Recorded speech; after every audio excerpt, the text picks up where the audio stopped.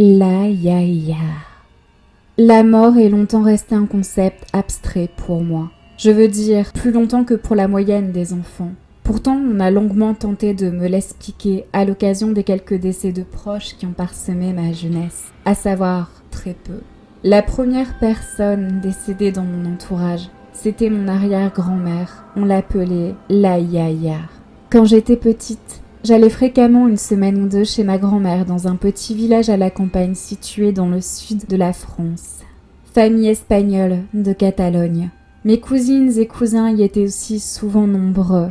On se marrait, on se fâchait, on se poursuivait pour un rien dans le potager immense.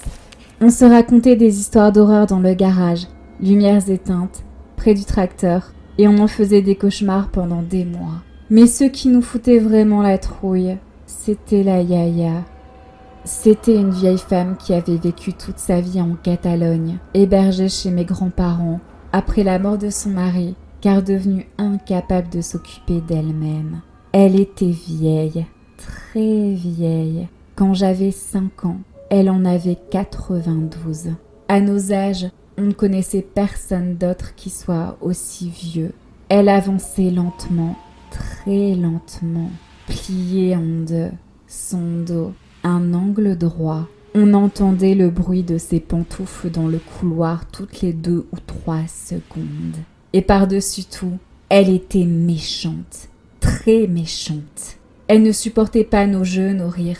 Elle ne supportait pas les enfants, quoi. Elle nous donnait de la canne. Elle ne parlait pas un mot de français, mais rouspétait tout le temps contre nous. Elle était obsédée par le chat et reprochait 15 fois par jour à ma grand-mère de ne pas l'avoir nourri. Un début de démence qui n'allait pas s'arranger avec le temps. Jamais un sourire. Elle grognait, râlait, bavait. Ses yeux gonflaient, ses rides se creusaient. Elle devenait rouge. Ça nous terrifiait. Quand, en courant, on passait l'angle d'un couloir et qu'on tombait sur la yaya sans s'y attendre, ça nous faisait comme un coup de couteau au cœur. De la voir là, devant nous, voûtée, cheveux éparses, yeux exorbités, et cette sorte d'infection étrange au visage, une tache rosâtre qui lui avait envahi la moitié du nez, une partie de la joue et de l'œil droit, et qui contrastait avec la pâleur de sa peau. Au milieu de la tache, sur le nez, une sorte de grosse croûte qui suintait sans arrêt. Ça doit avoir un nom en médecine, mais je ne l'ai jamais cherché. Quand on tombait sur elle, donc, paf! On se figeait sous le choc quelques secondes, et on repartait en courant plus vite, avant qu'elle ne se mette à écumer 1000 injures incompréhensibles.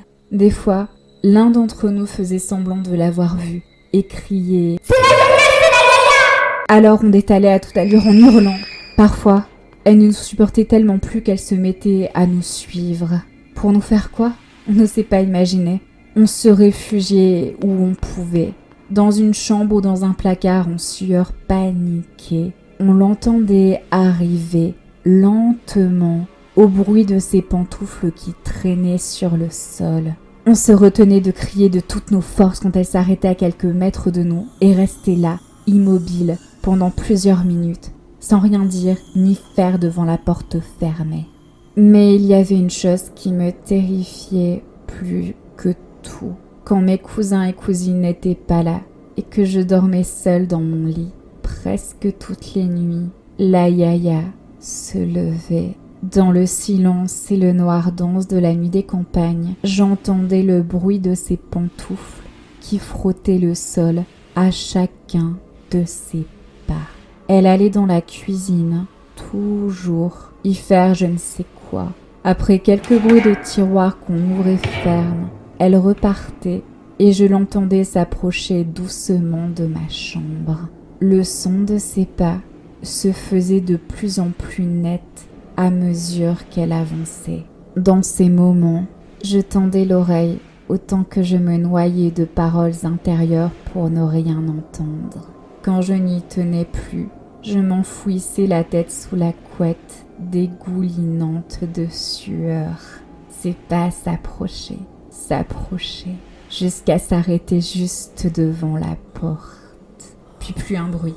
J'avais à chaque fois l'impression que mon cœur allait exploser. Après quelques minutes, elle retournait lentement à sa chambre. La Yaya est morte à 93 ans. On m'a donc expliqué qu'elle était partie, qu'elle n'était plus là, qu'on ne la reverrait plus jamais, qu'elle était au cimetière, dans la tombe. Ce qu'on dit aux enfants quand on veut être honnête avec eux. Et si pendant les années qui suivirent, je n'arrivais malgré tout pas bien à saisir ce que c'était que la mort, c'est qu'à chaque fois que je dormais chez ma grand-mère, j'entendais le bruit des pantoufles de la Yaya s'arrêter devant ma porte.